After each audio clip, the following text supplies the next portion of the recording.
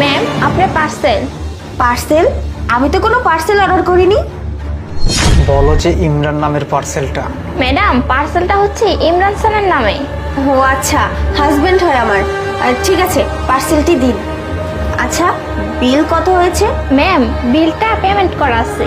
ও আচ্ছা, ঠিক আছে। ম্যাডাম। জি, কিছু বলবেন? ম্যাডাম, এক গ্লাস পানি হবে?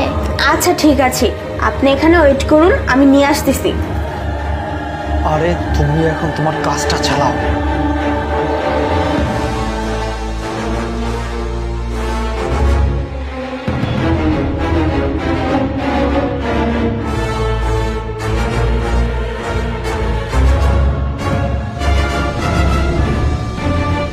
কি ব্যাপার, আপনি তো দেখছি রুমের ভিতরে ঢুকে গিয়েছেন। আরে